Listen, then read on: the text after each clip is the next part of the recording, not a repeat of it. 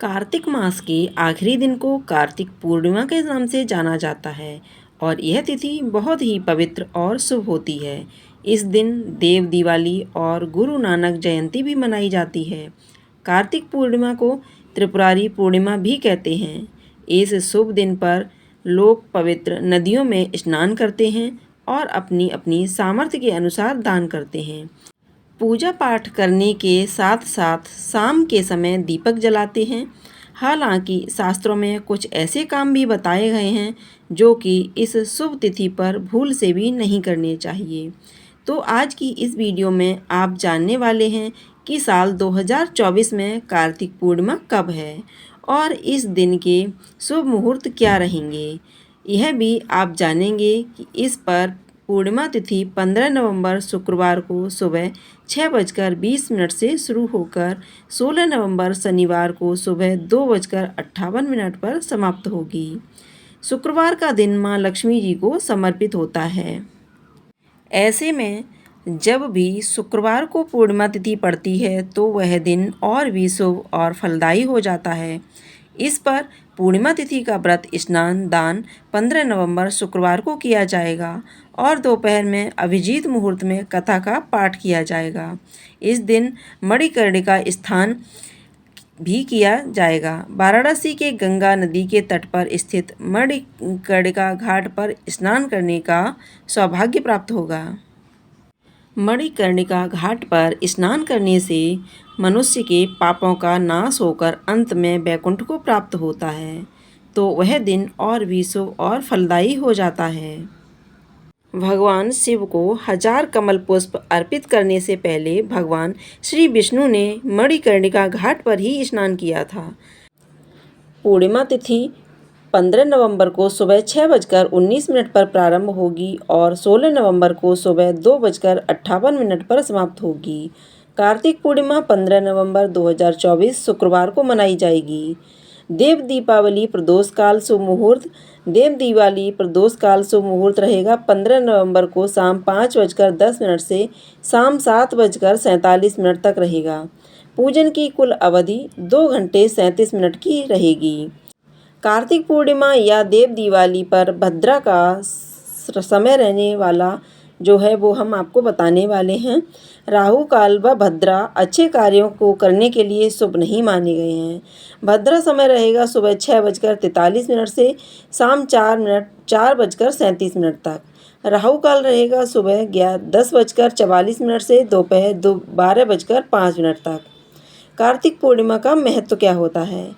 कार्तिक पूर्णिमा के भगवान शिव ने त्रिपुरार नामक राक्षस का वध किया था। इस दिन ही भगवान शिव ने राक्षसों से ऋषि मुनियों की रक्षा करने के लिए मत्स्य अवतार धारण किया था। यह दिन सिख धर्म के लिए खास होता है। इस दिन ही गुरु नानक जयंती भी मनाई जाती है। और इसी के साथ इस शुभ समय के बाद से देवताओं की पूजा करने के बाद आप अपना व्रत भी खोल सकते हैं। यदि आसमान में बादल छाए होते हैं, कभी कभी बादल छाए होने के कारण धुंधला दिखाई पड़ता है, इससे चंद्र देवता के दर्शन नहीं हो पाते हैं, तो फिर आप भगवान शिव के मस्तक पर विराजमान चंद्र देवता को अर्घ देकर व्रत का पारण कर सकते हैं। या फिर आप अक्षत से चंद्र देवता की आकृति बनाकर और चंद्र देवता का पूजन करके भी चंद्र देवता का ध्यान करते हुए अर्घ देकर अपना व्रत खोल सकते हैं। इस दिन अपनी सामर्थ्य के अनुसार आपको दान दक्षिणा देनी चाहिए, लेकिन भूले से भी तामसिक चीज़ों का सेवन नहीं करना चाहिए। कार्तिक पूर्णिमा के दिन ही कार्तिक मास का उद्यापन भी किया जाता है। इस दिन आप 365 बाती का केवल एक दीपक जलाकर भी पूरे साल भर किए जाने वाले दीपदान का पुण्य प्राप्त कर सकते हैं।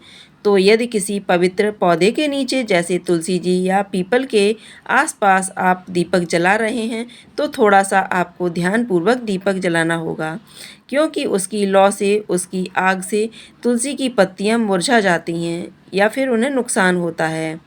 तो आपको सावधानी पूर्वक दीपक जलाना है। कार्तिक पूर्णिमा के दिन अगर आपके दरवाजे पर कोई भी आए तो उसे खाली हाथ ना लौटाएं।